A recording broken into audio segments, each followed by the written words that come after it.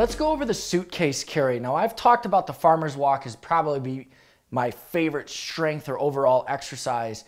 This is probably my favorite core exercise, which it seems like, wait, that's a core exercise?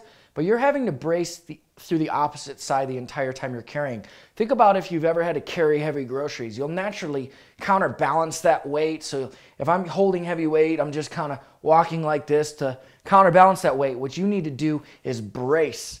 Don't let that weight control you at all. You want to maintain a proper neutral position through your spine. I'm not leaning side to side. I'm not favoring a hip. I'm not favoring a leg. I'm doing my absolute best to maintain that position while I have a heavy weight pulling me the opposite direction. So that's really going to teach you how to brace through each side of your body. So each set you can switch hands, or periodically throughout your set, if you have a marked distance, you could switch hands on equal distance or equal time. I do recommend switching sides on each set just to make it a little bit easier. This is also a great conditioning tool, so you'll see this thrown throughout your conditioning.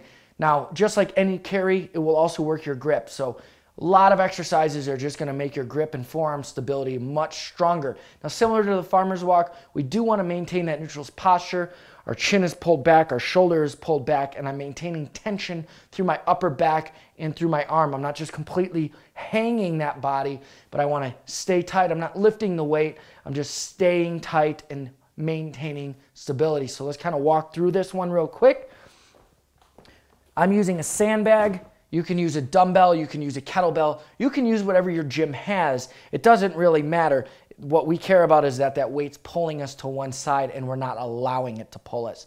Now, as we walk, we maintain stability through taking a controlled gait or a walk so that the weight isn't swinging around.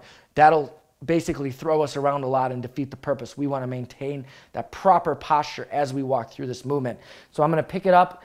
Now, the reason why it's called a suitcase carry is because I'm basically carrying it like it's a suitcase. Now, because when I pick it up, you want to pick it up like you would a suitcase deadlift, which is basically picking it up with one side. We brace, we drive up. From here, I pull the shoulder back.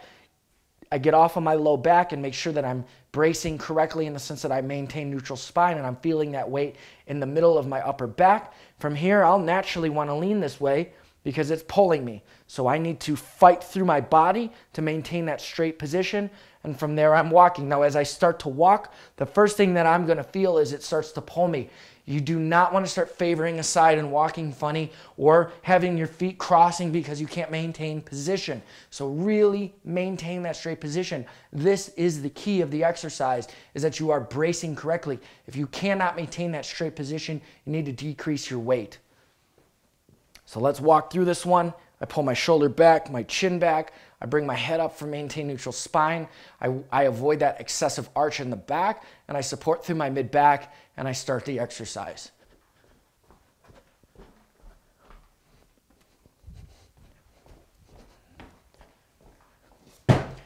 Now, if I'm carrying it with my left hand, I should feel it on my right side more than anywhere else. If I'm carrying it with my right hand, I should feel it on my left side more than anywhere else.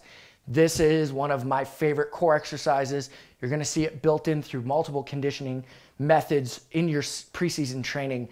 It's a phenomenal exercise and for so many reasons: conditioning, grip, core. So do this one and do this one hard.